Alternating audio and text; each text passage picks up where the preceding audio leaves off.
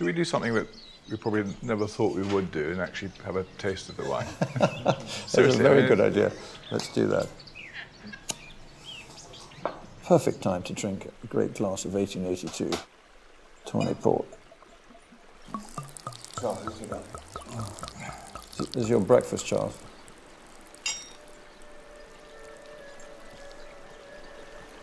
Thank you.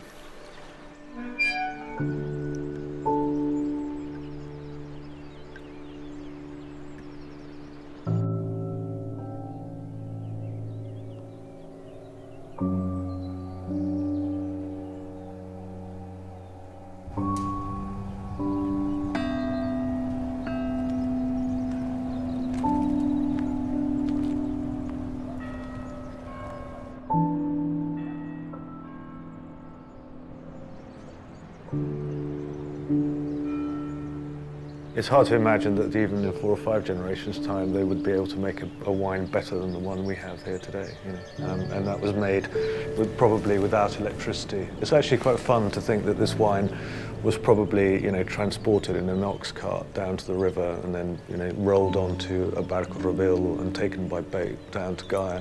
The great thing about wines like this is that when you walk into the room, the whole room just, you know, smells of this fantastic sort of concentration of it's got those almost one of the aromas that comes through a lot is that almost orangey sort of smell that comes through in these very old wines. I love this sort of slightly almost greenish tinge that the wine gets on the rim when wines get to this age. You know, it's zesty vibrance, you know, zest, orange zest, as you say, is absolutely. It's like admiring a sort of a very rare jewel.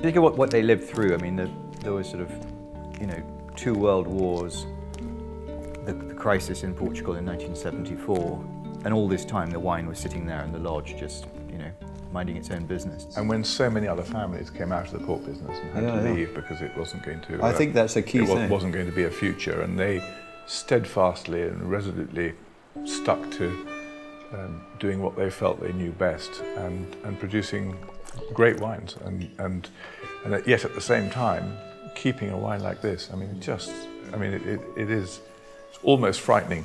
It's so fresh and, you know, beautiful fresh finish. And I mean, if anything smells of age, that smells of age. That smells of time. Coffee and marzipan and. But it's almost a wine that it's almost a sacrilege to describe it. It's just to enjoy the history of.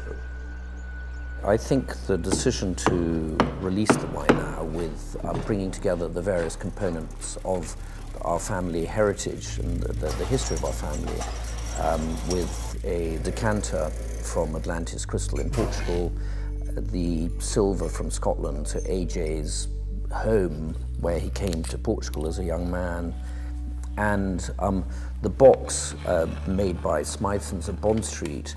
I think this brings the whole circle even closer because Morris's war diaries were written in Smythson's notebook. And Churchill lived there, very close to there. The history books show that was where he had an apartment that he lived with in for years. They're crossing the road and he sees Grandpa, this is 1926 or something, and he looks at my grandfather and just lifts his walking stick and says, "Port."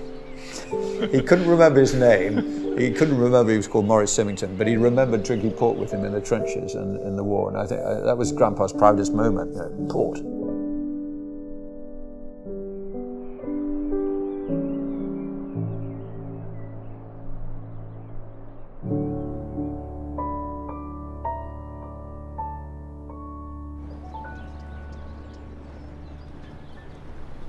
Okay, come on, Chili, go and sit down. Come on, Root. okay, now that she's sitting, okay guys, thanks very much, that's it.